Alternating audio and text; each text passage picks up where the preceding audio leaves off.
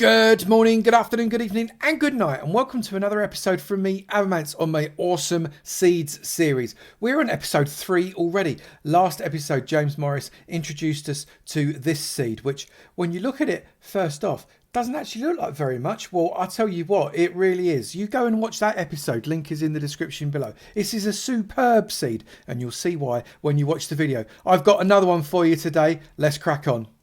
As we always do, we are going to create the new world together. There is the seed number. There will also be the seed number in the description below.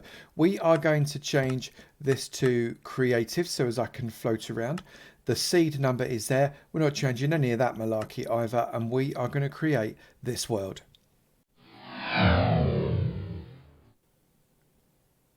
And again, my face went all mushy just for a few moments. So if we have a look around... We have spawned in a plains biome with a village very, very close by. I'm going to turn myself around and float up. Look, we've got plains biome type animals all over the place. Horses and cows, which is absolutely superb. You know, I do love to have plenty of mobs nearby. We've got a jungle literally on the doorstep. Pigs, superb. Right, so let's just come and have a look at this village first off. Because I do love to spawn near a village. Village equals villagers. Villagers equals the opportunity to make a base very, very quickly. And I definitely approve of making a base inside this sort of area. We've got cats that we can tame, and that means that we can make AFK fish farms without being bothered by phantoms. That's a superb opportunity. And we've got, this is a big village, actually. This is a large size village. Plenty of farmers to trade with. We've got armorers. This is all right. This is a nice village. I already like it. We've got plenty of standard wood, oak and birch here with some pumpkins, loads of plains over here. In fact, we've got plenty of space to be able to expand our base out from the village. This is what I would do. Doesn't necessarily mean it's be what you would do as well. That I would start in the village and I would expand across in that direction probably, but I've not seen what the rest of the stuff looks like yet. Let's come in the other direction. I know I've got a jungle coming this way, which is very exciting. I do love a good jungle. This is a big jungle as well. We've got a big jungle. We've already got some bamboo sprouting out there. It's not a bamboo jungle, but we've got bamboo there. So immediate bamboo capabilities, definitely worth having. Let's speed this up just a little bit and see if we can't find something interesting across this jungle. There's a few things that you find interesting. Bamboo, obviously bamboo jungles, which are crazy, which is where you would find pandas. This is a huge jungle. It's massive. You are never going to run out of wood coming into this seed. This is absolutely superb.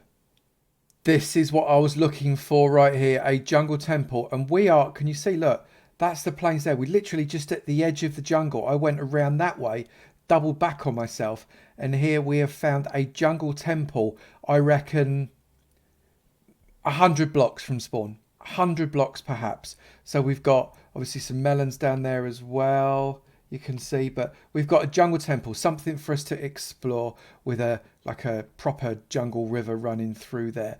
Now I think I spied something in this direction that rendered in and then rendered out again. Yep, I was right. We've got a flower forest right on the edge of the jungle here. So I know a lot of people like to build in flower forest because then you get so many different types of flowers for the different dyes. So this is, look, there's over there, look, that's where we spawned in. Literally just there where it's ever so slightly misty. And this flower forest comes, this is a big flower forest as well. It extends all the way out here. You can see that there is the spawn area. This is the flower forest. It is right next door. So we've got a jungle with a jungle temple. We've got a village. We've got a flower forest. What else have we got in this place? So I'm just flying off over the jungle. Big jungle. I've gone slightly further than I would normally on these seeds, but sometimes to find the good stuff, you've got to fly more than 300 blocks. And we've come into a convergence of, we've got obviously the savanna biome there, we've got the jungle biome, and we've got a desert biome all coming together in the same area. Now, again, Different types of wood available in the savannah there. That is superb. Plenty of sand. I mean, this is a big desert. Look at this. You've got more sand than you could possibly need to shake a stick at. I do love it when you get a load of sand. I particularly like not living in a desert, but being very near a desert, because I find it's a really important resource, the sand that you can mine out from here. So that's a very useful find. Just literally the other side of that jungle. Following along at the edge of the savannah here, we have got a desert temple, big old desert temple coming into view. And I think we may have travelled 8, 9, maybe 1,000 blocks from that 0 point. We've got a nice big swamp to the right hand side of us as well, which is great. So that desert temple there just waiting to be explored. Oh, you see that villager outpost, or pillager outpost should I say, just coming into view. Now, obviously, pillager farm, a definite possibility.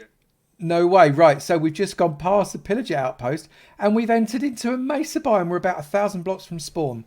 And we've got a mesa biome with, dare I say, an open mine shaft. Again, just like in episode 1, we've got an open mine shaft here that's come out on the mesa. That is superb. And it looks there very much like we've got a spider spawner that is literally just waiting for us to pick it off. It's already light. It's light around it, so it won't spawn the spiders here because the light level's too high. That's brilliant.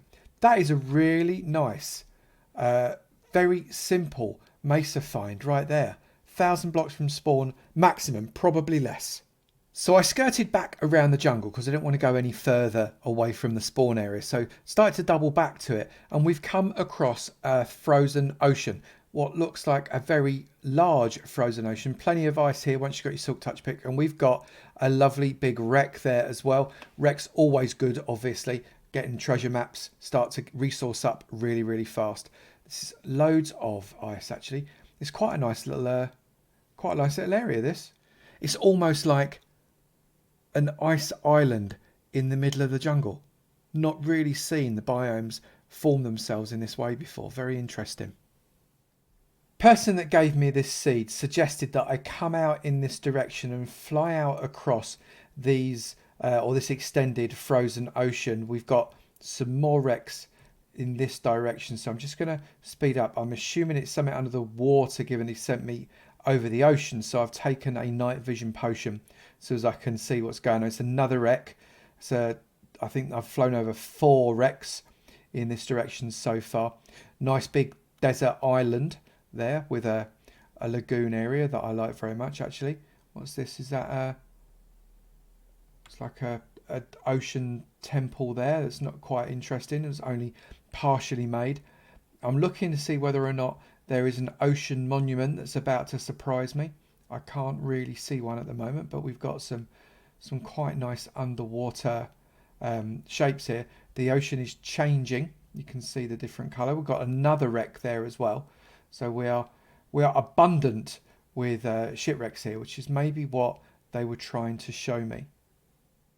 Plenty more small islands. Islands always really quite interesting to explore. Again, yet another wreck we've got. And we've got... Oh, is these... Hang on a minute. Is that the world's smallest mushroom biome? No, it's not the world's smallest. We've got a mushroom island as well. This is a couple of 1,000 blocks away from spawn. And normally, again, I wouldn't come this far, but he did suggest I come out here to have a look. We've got a mushroom island just a couple of 1,000 blocks from spawn. That's actually a real find. I've come back to the spawn area because I now want to go underground. Spoiler alert, if you want to come and play on this seed and you don't want to know what's under the ground because you want to find it yourself, stop watching this video right now. I'm going underground in 3, 2, 1. I'm going under. So what have we got? We've got some extensive cave formations. That is for absolutely sure. We've got 2 really nice looking ravines literally right underneath where we're spawning in. So we've got this ravine here. I spied something in the distance there with, apart from a creeper, we've got some open diamond there. We've got another ravine over here as well. That's quite a nice one as well. Look at the size of that. Lots of lava. I love the way the lava and the water are patterning out there. But I saw something over here. Quick, Avomance, fly through the ravine because there's something on the other side. Yes, there is. Look at that. Just a little bit away from the spawn area. Spawn's just literally there. I'm looking at it. We have got another mine shaft. This mine shaft looks pretty big, actually. Decent sized mine shaft we've got here. It just carries on this way. Plenty to look at. Oh, I just flew through a cave. Wasn't expecting it. Yeah, definitely a sizable mine shaft there for us to be able to explore. Literally right under your feet when you spawn in. That is pretty interesting. Lots of lava though. Be very aware. This is a very lava fueled mine shaft. You might not want to wear a jumper because this one's going to be quite warm. What else can we find underneath here? So we've got, coming in this direction, more mine shaft. Is that a new mine shaft or is that the same mine shaft? I think that might be. Yeah, it's an extension to the same mine shaft there. So if I follow this along, and that's going to take us out, and there is the end of the mine shaft there. So into yet another ravine over here, which is even bigger than the other two. Goodness me, that's a biggie. And then we've got what's actually a very large area without anything in it at all, which is actually as interesting as having somewhere with lots of caves, because when you've got a big old area, look at the size of that cave, goodness me. That's a huge cave. Look at that. That's brilliant. When you've got an area this sort of size with nothing in it, that is a miner's dream. You're going to be able to get loads of resources and branch mine out of that. No problems whatsoever. Very close by here, we've got a couple of spawners. This one is a zombie spawner. And this one over here is looks like a cave spider spawner. Pretty close to each other. Probably not quite close enough. No, you know what? I reckon you could make a single AFK spot there. Just about close enough to be able to get those both spawning. Just about. And obviously the last thing that we need to do is take a look at the Nether. So I'm just at the village just by spawn. I've made another portal and we're going to go straight through it and find out how far away are we from some items of interest. So we've come through in... well, that's actually quite nice. We've come through into a chamber, which means it's very unlikely that you're going to spawn and end up having a ghast about to eat your face. But does that mean that there's not a lot lurking around? That is my question. So what I'm going to do is I'm going to locate a nether fortress just to see how close it is here. Oop, I didn't do that very well. And we are only 136 blocks away from this nether fortress, which is very, very close. So I'm just going to teleport myself here and see what that is like. It looks like it's a pretty decent sized one from what I can see. And it's over a reasonable amount of lava, which is always good for a nether fortress. If you want a nether fortress for a farm, we've got blaze spawners, which is brilliant. And what else can we find? Is there anything else of primary interest? We've got lots of wither skeletons here. So what I'm going to do, I'm just going to go into spectator mode again, and then I can have a bit of a fly through this. And we shall see if there are any interesting compartments, or whether it's just one of these fortresses that have got very little for you to look at. Although it would seem we've got some inner pathways here because there's chests. So it's not just an external. Look, we've got more chests here. It's not just an external fortress. We do have some internals as well, which is good. Actually, it's a proper labyrinthine one, in fact. We are not at all short of places to explore in this fortress whatsoever. And there is the nether wart. We have got a nether wart farm as well. So we've got plenty of fortress there for us to play with.